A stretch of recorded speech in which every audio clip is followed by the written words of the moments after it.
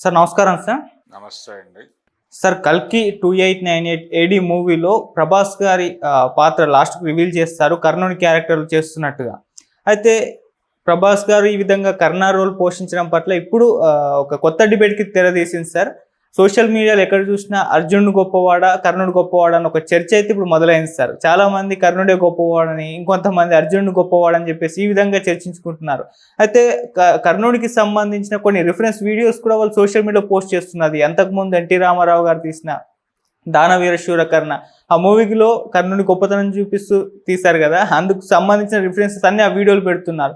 అయితే ఇప్పుడు దాని కామెంట్స్లో చూసుకుంటే అసలు ఎన్టీ రామారావు గారు చరిత్రను వక్రీకరించి సినిమా తీశారు, కర్ణుని క్యారెక్టర్ని ఉన్నట్టుగా ఆయన పోర్ట్రే చేయలేదు అని చెప్పేసి ఒక సెక్షన్ ఆఫ్ పీపుల్ అయితే ఆ సినిమా పైన ఈ విధమైన విమర్శలు అయితే చేస్తున్నారు సార్. మరి దీని గురించి మీరేం చెప్తారు సార్? అంటే ఎన్టీ రామారావు గారు దానవీర శూరకర్ణ సినిమా తీయటం వెనకాల ఆయనకి ఒక ఉద్దేశం ఉంది. ఆయన కథానాయకుని కథ అనే ఒక సినిమాలో యాక్ట్ చేశాడు. దేవి వరప్రసాద్ గారు ప్రొడ్యూసర్గా వచ్చిన సినిమా అది. అందులో ఆయన సినిమా యాక్టర్గా నటించాడు. సినిమా యాక్టర్గా నటించేటప్పుడు కొన్ని క్యారెక్టర్స్ చేసినట్టుగా కొన్ని షార్ట్స్ ఉంటాయి. అందులో ఒకటి కర్ణుడి పాత్ర చేస్తాడు ఆయన. ఆ సినిమాకి రైటర్ మోదుకూరి జాన్సన్ గారు. మోదుకూరి జాన్సన్ గారు ఆ రోజు కర్ణుడి పాత్ర కోసం రాసిన డైలాగులు ఏవైతే ఉన్నాయో, అర్జునుడు గొప్పవాడా కర్ణుడు గొప్పవాడా అని ఇప్పుడు ఎవరైతే మాట్లాడుకుంటున్నారో వాళ్ళకి ఒక రకంగా సమాధానం చెప్పే మాటలు అవి అప్పుడు రాశాడు ఆయన. ఇది 75 ఆ ప్రాంతాల్లో వచ్చినటువంటి సినిమా. 75, 76 ప్రాంతాల్లో వచ్చిన సినిమా అది. అందులో ఆయన ఏం రాశాడంటే కుంతీదేవితో కర్ణుడు మాట్లాడేటువంటి సంభాషణ. అమ్మా, నువ్వు రాజ్యసభలో నాకు అవమానం జరుగుతుండగా, నా ఆత్మగౌరవాన్ని కించపరుస్తూ ఉండగా చూస్తూ ఉండిపోయావు తప్ప, లేదు వాడు సూతుడు కాదు నా కొడుకు అని చెప్పలేదు. చెప్పకపోవడం వలన దుర్యోధనుడు హక్కును చేర్చుకున్నాడు నన్ను. ఆయనకు ఒక ప్రోగ్రాం ఉంది. ఆయన కూడా ఊరికేనే నన్ను హక్కును చేర్చుకోలేదు. ఆయన వైపు నిలబడినటువంటి భీష్ముడు, ద్రోణుడు, కృపాచార్యుడు లాంటి వీరులందరూ కూడా అర్జునుడి పట్ల సాఫ్ట్ కార్నర్ ఉన్నటువంటి వాళ్ళు. అందుకని వాళ్ళు అర్జునుడిని నిర్జించటంలో సాహసోపేతంగా ముందుకు వెడతారా వెళ్ళరా అనేటువంటి ఒక సందేహం ఉండటం చేత అర్జునుడిని టార్గెట్ చేయటానికి నన్ను ఒక వెపన్గా వాడుకోవటానికి ఉపయోగపడతాను అని ఆయనకు అనిపించింది. నా టాలెంట్ మీద నమ్మకం ఏర్పడింది ఆయనకి. అందుకని నన్ను చేరదీశాడు, అంగరాజుని చేశాడు, భీష్ముడితో తలబడ్డాడు వాదనలో. క్షాత్రమున్నవారు అల్లరు క్షత్రియులే కానీ రాజ్యమున్నవారే రాజులు అన్నాడు ఆయన. అప్పుడు ఈయన వెంటనే అంగరాజ్యానికి నన్ను అభిషిక్తుడిని చేశాడు. అందుకని ఎట్టి పరిస్థితుల్లోనూ నేను ఆయన ఎందుకోసం నాకు ఇవన్నీ చేశాడో ఆ పని కంప్లీట్ చేసి తీరాలి. ఎందుకంటే అవన్నీ నేను తీసేసుకున్నాను, అనుభవిస్తున్నాను. కాబట్టి అర్జునుడిని క్షమించే ప్రసక్తి లేదు అని చెప్పి అసలు అర్జునుడి గొప్ప ఏమిటి అంటాడు. అర్జునుడు నాకంటే విలువిద్యలో గొప్పవాడని ఎలా చెప్పగలుగుతున్నారు మీరు? ఆయనకి వెసులుబాటు ఉంది. ఆయన పాండురాజు కుమారుడిగా కురు పరిషత్తుకి సంబంధించినటువంటి ఒక వ్యక్తిగా, ఆ కుటుంబానికి చెందిన వ్యక్తిగా ఆయనకి చిన్నప్పటి నుంచి ఇంట్లోనే విద్యాబుద్ధులు నేర్పించాడు. అగ్రకులాల్లో పుట్టినటువంటి పిల్లలందరికీ ఉండే వెసులుబాటు ఇది. వాళ్ళ ఇళ్లల్లో విద్యాగంధం ఉంటుంది. పుట్టిన పిల్లవాడికి మాటలు మొదలవగానే వాళ్ళు పద్యాలు నేర్పించడం మొదలు పెడతారు. అలాగే రాయించటం మొదలు పెడతారు, అక్షరాలు నేర్పిస్తారు, అక్షరాభ్యాసం చేసేస్తారు. అలాగే అర్జునుడికి కూడా చిన్నప్పుడే విద్య నేర్పించటం మొదలైపోయింది. కానీ మేము కింది కులాల వాళ్ళం, మా పరిస్థితి అలా కాదు. మా ఇంట్లో మా తల్లిదండ్రులు ఏదో పని చేసుకుని బతకాలి. పని చేయకపోతే రెక్కాడితే కానీ డొక్కాడదు. అందుకని ఆ పనికి దగ్గరికి మమ్మల్ని కూడా తీసుకెళ్ళి అక్కడ పడుకోబెడతారు. వాళ్ళ పని చూసి మాకేదో పని వస్తుంది, అంతవరకే మా జీవితం. మధ్యలో మమ్మల్ని తీసుకొచ్చి స్కూల్లో పడేస్తారు. మాకు స్కూల్కి వచ్చిన తర్వాత టీచర్ చెప్పేదే చదువు. కానీ స్కూల్లో చేరేటువంటి అగ్రకులాల పిల్లలకి ఇంటి దగ్గర చాలా తర్ఫీదు పొంది వస్తారు వాళ్ళు. వాళ్ళకి స్కూల్లో చేరిన తర్వాత టీచర్ చెప్పేదే విద్య కాదు, అప్పటికి టీచర్ చెప్పే విద్య వాళ్ళకు వచ్చు. మాకు అసలు అది కూడా రాదు. అదేమిటో తెలుసుకోవడానికి మాకు టైం పడుతుంది, మేము దానిలోకి ఇన్వాల్వ్ అవడానికి టైం పడుతుంది. కానీ వాళ్ళు చాలా ముందుకు వెళ్ళిపోతారు. అప్పటికి వాళ్ళతో మేము పోటీ ఎలా పడతాం? వాళ్ళని మమ్మల్ని సమానంగా చూడాలి అనుకోవడం తప్పు.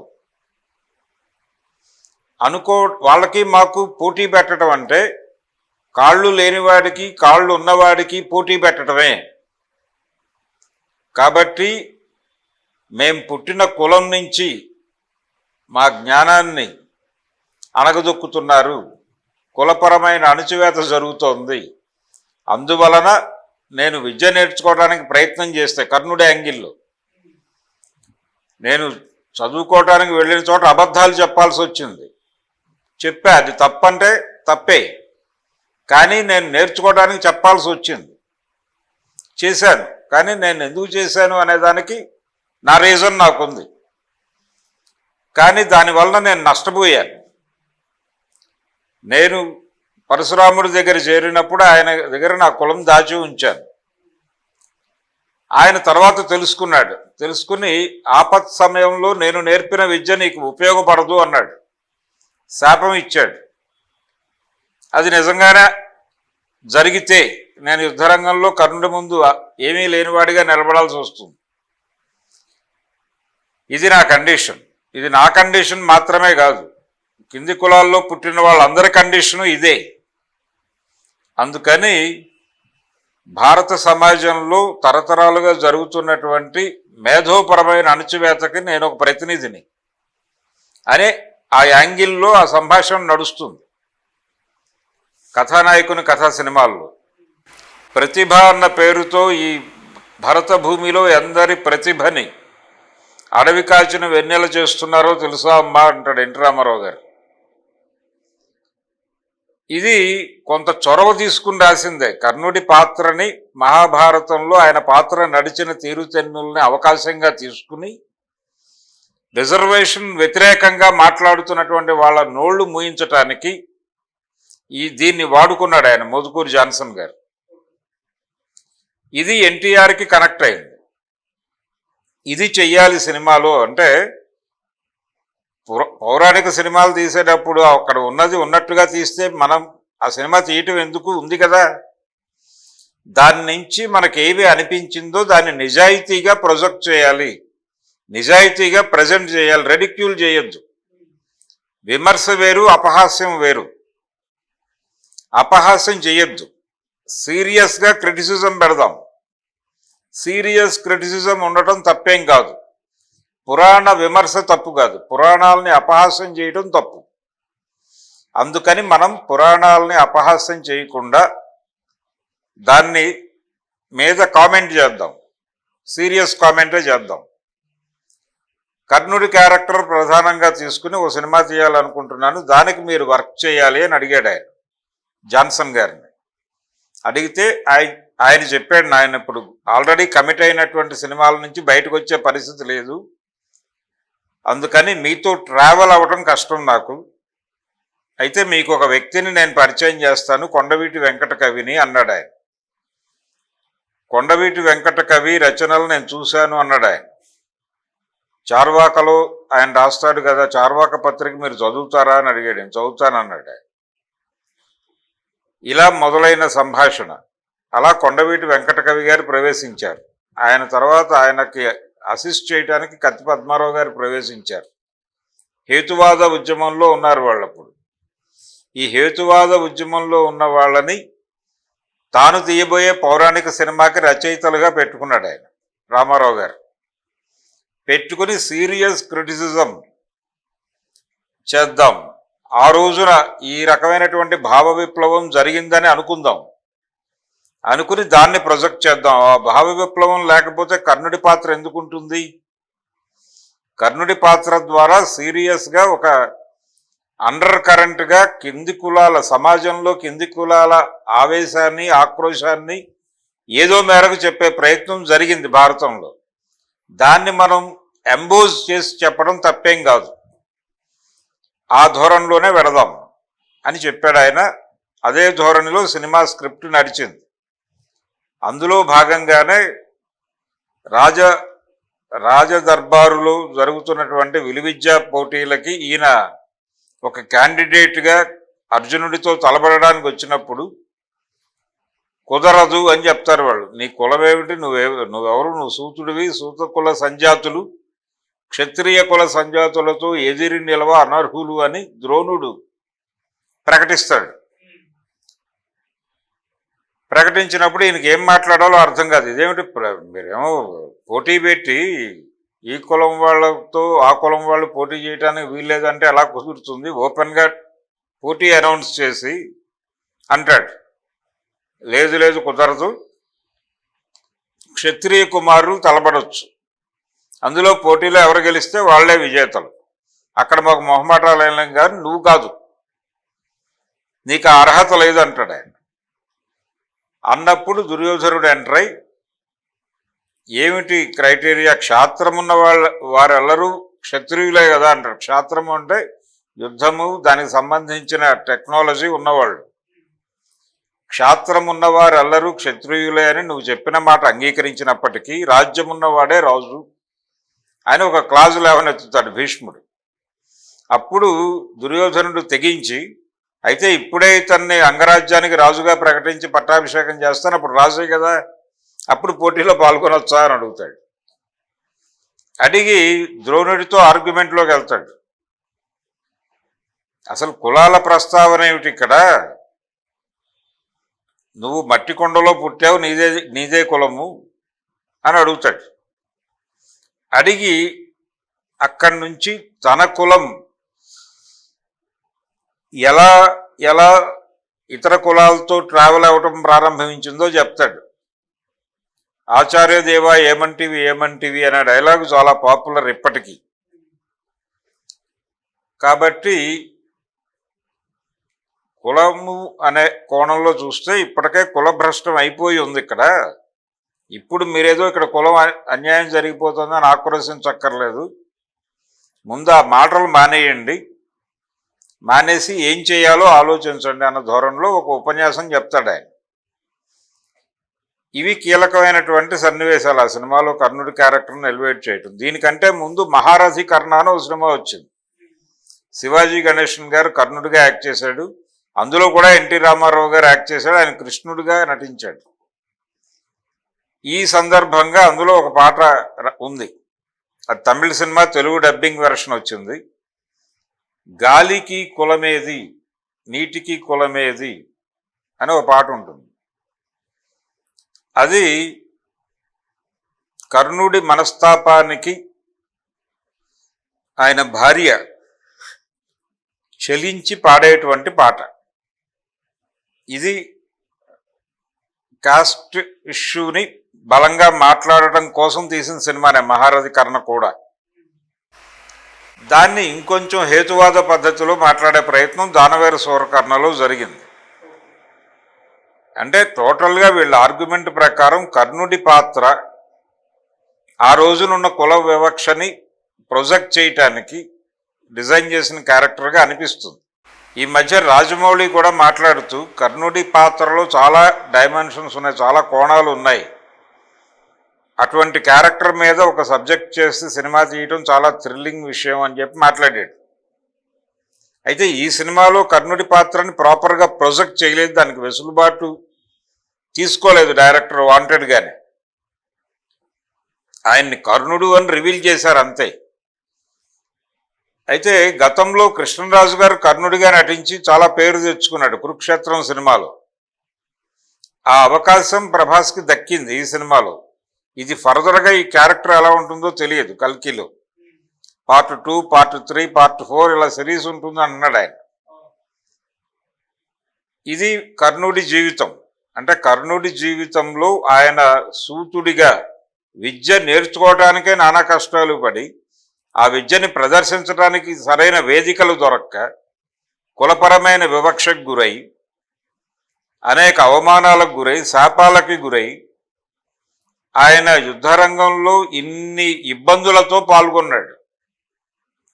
ఇన్ని సమస్యలతో యుద్ధంలో పాల్గొని సక్సెస్ఫుల్గా నడపటం అనేది చాలా గొప్ప విషయం. అది కూడా అగ్రకులాల వాళ్ళతో యుద్ధం చేశాడు ఆయన. ఈ అగ్రకులాలతో యుద్ధం చేసేటప్పుడు ఆయనలో అనేక చైతన్యాలు పనిచేసినాయి. ఆ పని చేసిన చైతన్యాలు ఏమిటి అనేది కొంత ప్రస్తావించే ప్రయత్నం చేశాడు ఆయన, ఎన్టీ రామారావు గారు. అంటే ఆ తరహాలో వాళ్ళు స్క్రిప్ట్ డిజైన్ చేసుకున్నారు. నేను ఇందాక చెప్పినట్టుగా పురాణ విమర్శ చేయటం తప్పేం కాదు, కానీ పురాణాలని అపహాస్యం చేయటం తప్పు. అపహాస్యం దాకా వెళ్ళలేదు ఆయన, విమర్శ మాత్రమే బలంగా చేశాడు. అలాగే ఆయన శ్రీరామ పట్టాభిషేకం అని ఒక సినిమా తీశాడు. అందులో రావణ పాత్రలో కనిపిస్తాడు, రామ పాత్రలో కూడా ఆయనే కనిపిస్తాడు. రామ పాత్రలోను రావణ పాత్రలోను ఆయన రామ వ్యతిరేక అభిప్రాయాలు వ్యక్తం చేస్తాడు. రామ పాత్రలో కూడా లంకా నగరంలోకి ప్రవేశించిన తర్వాత రాముడి డైలాగ్ ఉంటుంది ఆ సినిమాలో. ఎంత సుభిక్షంగా ఉంది. మనం ఇప్పుడు ఇంకా సూర్యుడు అస్తమించకుండానే ముందు ప్రవేశించాం మనం. ఇప్పటికే నిద్రలోకి వెళ్ళిపోయింది నగరం. అంటే ఎంత హాయిగా ఉన్నారు ఇక్కడ ప్రజలు, హాయిగా ఉన్నారు. పొద్దున్నే లేస్తున్నారు, వాళ్ళ పనులు వాళ్ళు చేసుకుంటున్నారు, పడుకుంటున్నారు. ఈ సముద్రం మధ్యంలో ఈ దీవిలో ఏ సదుపాయాలు ఉంటాయో ఉండవో తెలియని పరిస్థితుల్లో ప్రజలు ఇంత సుభిక్షంగా హాయిగా పడుకుంటున్నారంటే ఏ గొడవలు లేకుండా ఆ పరిపాలకుడు ఎంత గొప్పవాడై ఉండాలి. మనం యుద్ధం చేయబోతున్నటువంటి శత్రువు రావణ బ్రహ్మ ఎంత గొప్పవాడై ఉండాలి అని రాముడితో డైలాగ్ చెప్పిస్తాడు ఆయన. రామపాత్రలో తను చెప్తాడు, చాలా అడ్మిరేషన్తో ఉంటుంది ఆ డైలాగ్. సముద్ర పొడ్డున విశాఖ సముద్రం తీరంలో తీశారు ఆ షాట్. అలాగే రావణ పాత్ర నుంచి రామపాత్ర మీద డైలాగ్స్ ఉంటాయి. ఆయన మునిమృత్యుల ప్రేరణతో మన ద్రవిడ జాతిపై దాడి చేయటానికి వచ్చిన ఆర్యజాతి ప్రతినిధిగా రాముణ్ణి చూడవలను అంటాడు. ఆ మునిమృత్యుల ప్రేరణతో అనేది కీలకమైన పదం. ఈ మునులు తపస్సుల పేరుతో అడవులకు వస్తున్నారు, కానీ తపస్సు కాదు, అది పాడు కాదు. తపస్సు అంటే మెడిటేషన్ కాదు. వాళ్ళు ఈ ప్రాంతంలో ఏముందో తెలుసుకోవడానికి ప్రయత్నం చేస్తున్నారు. ఈ ప్రాంతంలో ఉన్న సంపద ఏమిటి, భూమిలో ఉన్న సంపద ఏమిటి, భూమి బయట ఉన్నటువంటి సంపద ఏమిటి అనేది వెరిఫై చేయటానికి వస్తున్నారు వాళ్ళు. తపస్సుల పేరుతో మంది మార్బలంతో వస్తున్నారు, పెద్ద పెద్ద ఆశ్రమాలు నిర్మిస్తున్నారు. వాళ్ళు ఏదో ఆధ్యాత్మికం అని చెప్పి మనమేమో పట్టించుకోవటం లేదు. వాళ్ళు అడవుల్లో ప్రశాంతంగా ధ్యానం చేసుకోవటానికి అనే పేరుతో వచ్చి ఇక్కడ పెద్ద పెద్ద ఆశ్రమాలు నిర్మించి అక్కడ కేడర్ అంతా పెట్టి వంట వార్పు కార్యక్రమాలు నిర్వహించి తిని వచ్చి ఈ భూమిలో ఏముంది, భూమి బయట ఏముంది అని నివేదికలు బయటకు తీసి వాళ్ళు ఏ రాజునైతే రిప్రజెంట్ చేస్తున్నారో ఆ రాజుని పిలిచి ఇక్కడ ఎవరైతే ఇక్కడ సన్ ఆఫ్ ది సాయిల్ ఉన్నాడో, భూమిపుత్రులు ఉన్నారో వాళ్ళని చంపేసి ఇక్కడ నుంచి ఈ సంపదను తరలించుకుపోవడం అనేది ప్రోగ్రాం.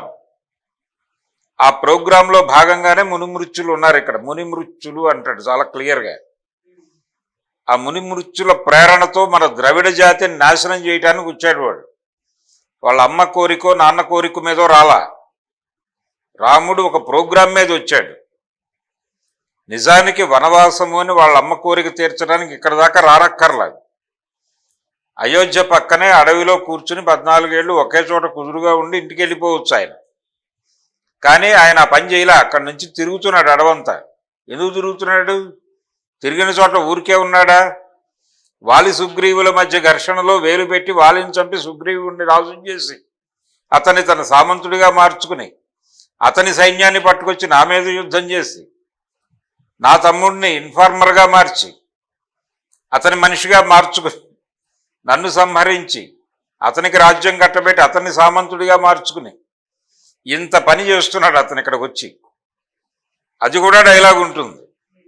విభీషణుడితో మాట్లాడుతూ విభీషణుడు అడుగుతాడు రావణుణ్ణి, ఆ సినిమాలో సీన్ ఉంటుంది, అన్నా పరజాతాపహరణం తప్పు కదా, సీతను అప్పచెప్పేస్తే బాగుంటుంది కదా అన్న టోన్లో అంటాడు. దాని గురించి నువ్వు ఎక్కువ ఆందోళన పడకు, వాళ్ళు మన చెల్లెలకి అవమానం జరిపినప్పుడు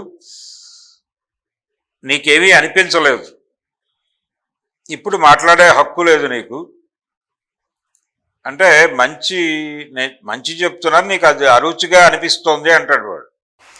మంచి అన్న పేరుతో నువ్వు స్వజాతికి కీడు చేసే పనిలో ఉన్నావు, ధర్మం పేరిట అని వాడతాడు అక్కడ రామారావు. చాలా కేటగారికల్గా వాడాడు, ఎంతో పరిశీలన జరిపి ఆ పదం వాడాడు. ధర్మం పేరిట నీ అన్నదమ్ముల్ని సంహరించు, శత్రువుతో చేతులు కలుపు, లంకా రహస్యాలు బోధించు, మమ్మల్ని అందరినీ చంపించు, శ్మశానంగా మిగిలినటువంటి ఈ లంకాపురి సామ్రాజ్యాన్ని పరిపాలించుకో అని చెప్తాడు. ఈ దేశాన్ని, సార్వభౌమత్వాన్ని, ఆత్మగౌరవాన్ని ఆ రాముడి పాదాల దగ్గర తాకట్టు పెట్టడానికి ప్రయత్నం చేస్తున్నావు నువ్వు అంటాడే. ఇదే డైలాగ్ కాంగ్రెస్ పార్టీ మీద చెప్పాడు రాజకీయాల్లోకి వచ్చాక. తెలుగువాడి ఆత్మగౌరవాన్ని ఢిల్లీ నడివీధుల్లో అమ్మేస్తున్న కాంగ్రెస్ నాయకులు అన్నాడు. ఈ డైలాగు మూలం శ్రీరామ్ పట్టాభిషేకంలో రావణ పాత్రలో విభీషణుడితో చెబుతూ ఆత్మగౌరవాన్ని అంటాడు. ఆత్మగౌరవాన్ని తీసుకెళ్ళి రాముడి పాదాల దగ్గర తాకట్టు పెడుతున్నావు నువ్వు విభీషణ అంటాడు. ఇదంతా ధర్మం పేరిట చేస్తున్నావు నువ్వు అంటే ధర్మం ఎంత ప్రమాదకరము అనే పద్ధతిలో సంభాషణ నడుస్తుంది. ఆ సినిమా ఇప్పుడు వచ్చి ఉంటే గొడవ అయ్యేది, ఆ రోజున కాబట్టి అది అలా పాస్ అయ్యి వెళ్ళిపోయింది. ఈ ధోరణిలో నడిచేది ఆయన పౌరాణిక విమర్శ. ఆయనలో ఈ ఫిలసాఫికల్ యాంగిల్ మొదటి నుంచి కనిపిస్తుంది. అంటే కొంత ద్రవిడ రాజకీయ ప్రభావం అనేది ఎన్టీ రామారావు మీద ఉంది. దీనికి రకరకాల కారణాలు ఉన్నాయి. ఆయన పుట్టిన ఊరు దగ్గర త్రిపురనేని రామస్వామి గారి ప్రభావం ఉండటం, ఆ ప్రభావం తన మీద ఏర్పడుతున్నటువంటి దశలో ఆయన 47 ప్రాంతాల్లో మెడ్రాస్ వెళ్ళాడు. ఈయన మెడ్రాసులో కాలు పెట్టినప్పుడు అక్కడ యాంటీ హిందీ మూమెంట్ జరుగుతోంది పెరియార్ నాయకత్వంలో. ఆ ఉద్యమం తాలూకా ఇన్ఫ్లుయెన్స్ కూడా ఎన్టీ రామారావు మీద పడింది. చాలా యంగ్ ఏజ్లో వెళ్ళాడు ఆయన. ఈ వెళ్ళిన సందర్భంగా అది కూడా ఇంకింది ఈయనకి, అందుకని అడ్డబొట్టు పెట్టేవాడు. ఆయన ఈ తిరునామాలకు వ్యతిరేకి, తిరుమల దేవుడి దగ్గరికి వెళ్ళేవాడు. ఆయన ఇంట్లో పెద్ద పూజలు, వ్రతాలు, నోములు జరిగేవి కాదు. వెంకటేశ్వర స్వామి పటం ఉండేది, ఓ దండం పెట్టుకునేవాడు అంతే తప్ప వ్రతాలు, నోములు, గొడవ జరుగుతున్నట్టుగా ఎప్పుడూ ఎవరూ చూసిన దాఖలాలు లేవు. ఎవరైనా జాతకాలు చెబితే చెప్పించుకునేవాడు, అసలు ఏమిటో అన్నట్టుగా. అది దానికి సంబంధించి వద్దు అనే విషయం కాదు, చేసేవాడు, చూసేవాడు, వినేవాడు. వాస్తు పిచ్చి కూడా ఉండేది ఆయనకి. సెక్రటేరియట్కి గేటు అటు మార్చింది ఆయనే, ఈ రోడ్లోకి ఉండేది, ఇటు నుంచి మార్చి ఆ నెక్లెస్ రోడ్లోకి పెట్టారు కదా. ఆ గేటు మార్పు రామారావు గారు హయాంలో జరిగింది. అప్పటి వరకు ఉన్నటువంటి కాంగ్రెస్ వారికి ఎవరికీ ఇబ్బంది కలిగించలేదు అది. ఈయన బివి మోహన్ రెడ్డి అని ఒక వాస్తు మనిషి ఉండేవాడు రామారావు గారి దగ్గర. ఆయన కంటే ముందు భూతాల రాజు అని ఒక ఆయన ఉండేవాడు ఆయన దగ్గర. ఇవన్నీ వినేవాడు ఆయన, ఊరికనే కూర్చుని వాళ్ళు చెప్తుంటే వినేవాడు, వీలైతే చేసేవాడు, లేకపోతే పట్టించుకునేవాడు కాదు. అదో ధోరణి నడిచేది. అయితే తను చదివిన విషయాల్లో నుంచి క్రిటికల్గా ఉండేవాడు. ఈ క్రిటికల్గా ఉండటము అనేది తప్పని ఆయన ఎప్పుడూ అనుకోలేదు. కీచకుడిని ఆయన హీరోగా ప్రొజెక్ట్ చేసే ప్రయత్నం చేశాడు శ్రీమద్ విరాట పర్వం అనే సినిమాలో. కీచకుడు అంటే చాలా పెద్ద క్రూయల్ విలన్ అనేటువంటి ఒక ప్రొజెక్షన్ ఉంది అప్పటికి ఆయన మాస్లో చాలా పెద్ద హీరోగా ఉన్నాడు. ఉన్న సమయంలో కీచక పాత్ర వేశాడు ఆయన. వేసి భీముడి పాత్ర సత్యనారాయణతో చేయించాడు. భీముడి చేతిలో తను చనిపోతాడు. అయినప్పటికీ ఆ క్యారెక్టర్ చేయాలనుకున్నాడు, చేశాడు. దాసరి నారాయణరావు గారు జరాసంధుడి పాత్ర రామారావుతో చేయించాలనుకున్నాడు. అనుకుని వెళ్ళాడు ఆయన దగ్గరికి, చెప్పాడు. ఆయనకున్నటువంటి టైం షెడ్యూల్లో అప్పటికి ఆ సినిమా చేసే మూడ్లో లేడు ఆయన. దాంతో ఆ ప్రాజెక్ట్ వెనక్కి వెళ్ళిపోయి ఆ ప్లేస్లో సర్దార్ పాపారాయుడు వచ్చింది. ఇలా ఒక డిఫరెంట్ ఐడియాలజీతో ఉండేవాడు ఆయన. అధికారంలోకి వచ్చిన తర్వాత కూడా అదే చేశాడు ఆయన. దేవాలయాల్లో అర్చకులకి రిటైర్మెంట్ పెట్టాడు ఆయన. ఆ రిటైర్మెంట్ పెట్టి మీరు పింఛన్ తీసుకోండి, అనువంశక అర్చకత్వాన్ని రద్దు చేశాడు. అంటే పూజారి గారి అబ్బాయి తిరిగి పూజారి అయిపోయేవాడు ఆటోమేటిక్గా. దాన్ని కత్తిరించాడు ఈయన. అనువంశక అర్చకత్వ రద్దు అన్నాడు, ఎండోమెంట్ యాక్ట్ పట్టుకొచ్చి. అలాగే అన్ని కులాల వాళ్ళకి అర్చకత్వము, వేదం చెప్పటము అనేది జరగాలి. ఒక వేదిక యూనివర్సిటీ పెట్టాలి. దానిలో సీట్లు కూడా రిజర్వేషన్ పద్ధతిలో తీసుకోవాలి. అక్కడ రిక్రూట్మెంట్లు కూడా కులం రిజర్వేషన్లు కూడా అమలు చేయాలి. ఇలా కొన్ని అభిప్రాయాలు అందులో పెట్టాడు. చల్లాకొండయ్య కమిషన్ అని నెట్లో కొడితే ఆ నివేదికలు అవి వస్తాయి. యతిరాజారావు గారు ఎండోమెంట్ మినిస్టర్గా ఉండగా చేశాడు ఆయన పని. ఆయన వద్దన్నా వినలేదు ఈయన. ఇలాంటి డ్రాఫ్ట్ మనం అసెంబ్లీలో చదవటం కరెక్ట్ కాదనే విషయం ఆయన మాట్లాడినా ఈయన వినలేదు. ఇది నా అభిప్రాయం ప్రకారం జరగాల్సిందే అన్నాడు. రామారావు గారు పెట్టిన ఎండోమెంట్ యాక్ట్ తీసుకొచ్చిన మార్పులు, సవరణలు, ఈ చల్లాకొండయ్య కమిషన్ నివేదికలు, ఈ అనువంశక అర్చకత్వ రద్దు, అర్చకులకు రిటైర్మెంటు నిర్ణయాలకు వ్యతిరేకంగా నిరసిస్తూ అలంపూర్లో నరసింహస్వామి గుడిలో భీమసేనాచారి అనేటువంటి ఒక పురోహితుడు గర్భగుడిలో గంటకి ఉరేసుకుని చనిపోయాడు ఆ రోజుల్లో. అయినప్పటికీ ఈ పెద్ద మనిషి చలించలేదు, ముందుకెళ్లే ప్రయత్నమే చేశాడు.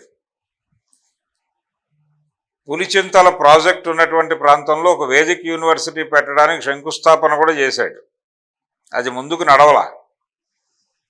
ఈ లోపు వీళ్ళు కోర్టులకు వెళ్ళారు. అది సుప్రీంకోర్టు దాకా నడిచింది కేసు.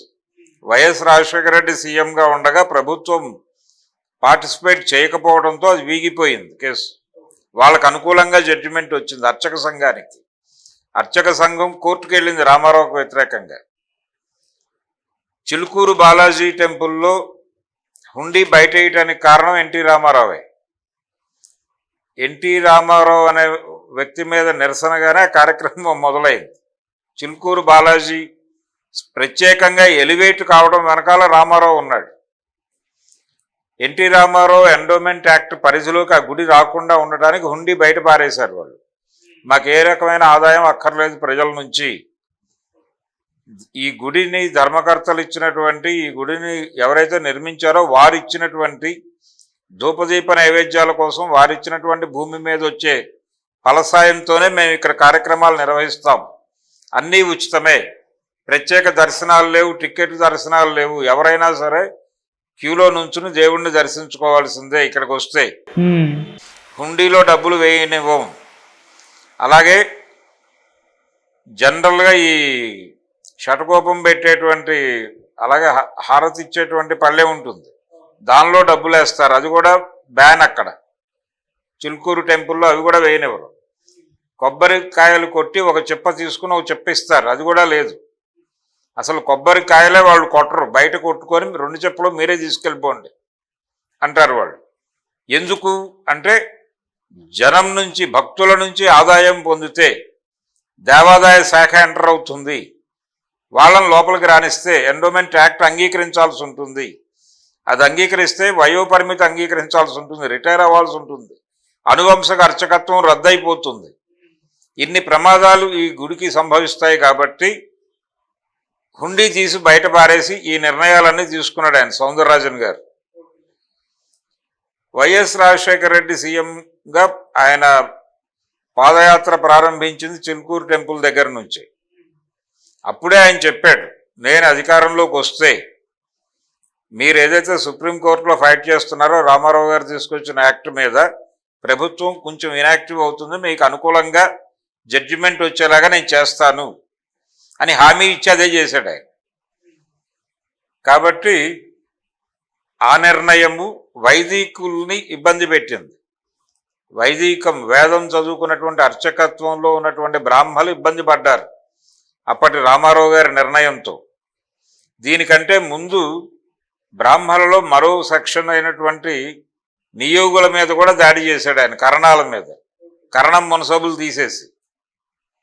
అలా వైదికుల మీద నియోగుల మీద కూడా దాడి మొదలైంది ఎన్టీఆర్ టైంలో.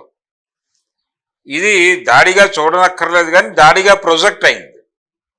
ఆయన నిర్ణయాలు అలాగే ఉండేవి. ఈ నిర్ణయాలు తీసుకోవడానికి ఒక తాత్విక దృక్పథం లేకుండా ఇలాంటి నిర్ణయాలు బయటకు రావు. ఆయన కుర్తాళం పీఠాధిపతితో ఆర్గ్యుమెంట్లోకి వెళ్ళాడు ఒకసారి, ఒక ఉగాది సందర్భంగా. క్షాత్రమున్నవారెల్లరూ క్షత్రియులే, అందున రాజ్యం ఉన్నవారే రాజు అని భీష్ముడు ఆర్గ్యూ చేస్తే ఈయన నేను ఇతన్ని రాజుని చేస్తాను అప్పుడు అభ్యంతరం లేదు కదా అని ఆర్గ్యూ చేసినట్టు అక్కడ స్వస్తివాచకం చెప్తూ గోబ్రాహ్మణ అనే పదం కట్ చేసి చెప్పారు. ఎందుకు కట్ చేశారని అడిగాడు ఆయన సీఎంగా. జనరల్గా అలా అడగరు, ఏదో ఆ సన్మాన కార్యక్రమం చేసి బయటకు వచ్చేస్తారు. కానీ అక్కడ సీఎంగా ఉన్నది ఎన్టీ రామారావు. దాంతో ఆయన ఆ మంత్రంలో ఆ స్వస్తివాచకంలో గోబ్రాహ్మణ అనే లైన్ ఎందుకు తీసేశారని అడిగాడు. అడిగితే అయ్యా అది ఏదైనా తప్పు అంటే నిజానికి అది కట్ చేయమని ఆల్రెడీ వీళ్ళకి ఇన్ఫర్మేషన్ కమిషనర్ నుంచి ఒక సందేశం ఉంది, అందుకని కట్ చేశారు వాళ్ళు. వీళ్ళ సొంత నిర్ణయం కాదు. ఆ విషయం రామారావు గారితో చెప్పలేరు కాబట్టి వీళ్ళు చెప్పలా. ఆయనే కల్పించుకుని గోబ్రాహ్మణ అనటంలో తప్పేం లేదు, గోవుల్ని సేవించటం అనేది మంచే. బ్రాహ్మలు అంటే ఎవరనుకుంటున్నారు మీరు? కులం అనుకుంటున్నారు, అది తప్పు. బ్రహ్మజ్ఞానం ఉన్నవారెల్లరూ బ్రాహ్మలే అని ఈశ్వరుడికి చండాలుడికి జరిగినటువంటి ఒక కాన్వర్జేషన్ ఉంటుంది ఈశ్వర విజయంలో, శంకర విజయంలో. దాన్ని తీసుకొచ్చి ఇక్కడ ప్రస్తావించాడు ఆయన. ప్రస్తావించి అంటే శంకరుడు వెళుతూ ఉండగా శివుడు ఒక చండాలుడి రూపంలో అలా కుక్కలను తీసుకుని వెళుతూ ఉంటాడు. నువ్వు తప్పుకో అంటాడు ఈయన. తప్పుకో అంటే నన్ను తప్పుకోమంటున్నావా, నాలో ఉన్నటువంటి ఈశ్వరుణ్ణి తప్పుకోమంటున్నావా చెప్పంటాడు అతను. అప్పుడు ఈయనకి తను ఎదురుకుండా చండాలుడి రూపంలో నిలబడింది ఈశ్వరుడు అని సాక్షాత్కారం అయ్యి నమస్కారం పెట్టుకుని తప్పు జరిగిపోయింది నా నుంచి అంటాడు. ఈ కాన్వర్జేషన్లో వచ్చినటువంటి శ్లోకాలని ఉటంకించాడు ఆ వేదిక మీద రామారావు గారు. ఇవన్నీ మీకు వచ్చా అని అడిగాడు. కాబట్టి ఆ ధోరణిలో నడిచేవాడు ఆయన. ఇవన్నీ ఆర్గ్యూ చేయటానికి ఆయనకు ఒక సైద్ధాంతిక భూమిక ఉంది. అది అంగీకరించడానికి చాలామంది మొహమాట పడతారు. లేదు లేదు ఆయన విచక్షణారహితంగా దుర్మార్గంగా దాడులు. ఇది కుర్తాళం పీఠాధిపతి స్వయంగా చెప్పినటువంటి వీడియో యూట్యూబ్లో అవైలబుల్గా ఉంది.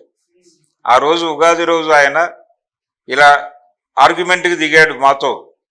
ఆర్గ్యుమెంట్కి దిగి బ్రహ్మజ్ఞానం ఉన్నవారెల్లరూ బ్రాహ్మలే తప్ప ఆ కులంలో పుట్టినవాళ్ళు బ్రాహ్మలు అని కాదు అని చెప్పాడు ఆయన మాకు అని చెప్పాడు ఈయన వీడియోలో. ఇలాగే ఉండేది ఆయన ధోరణి. ఆ ధోరణి ఉండటం వల్లనే ఆయన సమీక్షించగలిగాడు. నిజానికి ఆయన తీసినటువంటి పట్టాభిషేకం సినిమా స్క్రిప్ట్ సముద్రాల గారు రాశారు. సముద్రాల గారు అలా రాయలేదు స్క్రిప్ట్. ఆయన చనిపోయిన తర్వాత ఈయన సమూలంగా మార్చి రివైజ్ చేసినటువంటి వెర్షన్నే సినిమా తీశాడు. టైటిల్స్లో సముద్రాలు అని పడుతుంది కానీ అవన్నీ సముద్రాల భావాలు కాదు. ఆయన ధోరణి అది కాదు. అది మొత్తం ఎన్టీ రామారావు ధోరణిలో నడుస్తుంది. పేరు మాత్రం ఆయన చేశాడు వాంటెడ్గా. ఇది కర్ణుడి క్యారెక్టరు ప్రత్యేకత. తెలుగులో వచ్చినటువంటి పౌరాణిక విమర్శనాత్మక చిత్రాల వెనకాల జరిగినటువంటి మేధోమథనం, ఎన్టీ రామారావు గారి కంట్రిబ్యూషన్. కాబట్టి దీన్ని ముందుకు తీసుకువెళ్ళేటువంటి డైరెక్టర్లు ఎవరు రాలేదు. తర్వాత ఈ ధోరణిని ముందుకు తీసుకెళ్లేటువంటి డైరెక్టర్లు ఎవరూ రాలేదు. ఒక మణిరత్నం రావణ్ సినిమాలో ఇలాంటి ఆర్గ్యుమెంట్ చెప్పే ప్రయత్నం చేశాడు, కానీ అది కూడా పూర్తి స్థాయిలో కాదు. ఆయన తమిళ్ రాజకీయాల సంపర్కం ఉండటం వలన ఆ ధోరణిలో మాట్లాడాడు, పూర్తిగా ఈ స్థాయిలో కాదు. కాబట్టి కర్ణుడి గొప్పతనం అంటే ఇక్కడ కర్ణుడు అర్జునుడు మధ్య పోటీ పెట్టడం అనేదే సబబు కాదు. ఎందుకంటే ఆయనకి పుట్టుకతోనే జ్ఞానం రావడానికి సంబంధించిన వాతావరణంలో పుట్టాడు ఆయన. ఈయన జ్ఞానం సంపాదించుకోవడానికి అవకాశం లేని కులంలో పుట్టాడు. జ్ఞానము కొన్ని కులాల వాళ్ళకే అని నిర్ణయించినటువంటి సమాజంలో ఉన్నాం, కుల సమాజంలో. ఆ కుల సమాజంలో వివక్షని ఎదుర్కొంటూ అనేక పోరాటాలు చేయటం ద్వారా తన యోధుడిగా ముందుకు ప్రొజెక్ట్ అయ్యాడు ఆయన. అర్జునుడికి ఈ గొడవంతా లేదు, ఆయన జీవితం సాఫీగా సాగింది. వైరి పక్షంలో ఉండి కూడా ఈయన్ని అభిమానించేటువంటి యోధులు ఉన్నారు అక్కడ. అటువంటి ఒక చాలా లార్జ్ సీన్ ఉంది అర్జునుడికి, కర్ణుడికి అది లేదు. కాబట్టి కర్ణుడి వివక్షకి ఈ రోజున కూడా అర్జునుడిని భుజానేసుకుని కర్ణుడి మీద దాడి చేస్తున్నారు సోషల్ మీడియాలో. అంటే రిజర్వేషన్లు ఉండకూడదు అనే అభిప్రాయం వ్యక్తం చేస్తున్నటువంటి వాళ్ళుగా చూడాల్సి ఉంటుంది వాళ్ళని. ఓకే, యాంటీ రిజర్వేషన్ మూమెంట్ అనేది అగ్రకులాల వాళ్ళు ఒక ప్రోగ్రామ్గా నిర్వహిస్తున్నారు. అందులో భాగంగానే ఈ అర్జునుడు గొప్పవాడు, ఆయన చాలా సందర్భాల్లో కర్ణుడి తోలు తీశాడు అన్న లెవెల్లో మాట్లాడుతున్నారు. ఇదంతా అదే ప్రోగ్రాం. ఆ ప్రోగ్రాంలో భాగంగా వస్తోంది అనే స్పృహతో ఆర్గ్యుమెంట్లు చూడాల్సి ఉంటుంది. ఇది గొడవ. Okay sir, thank you so much sir. Thank you.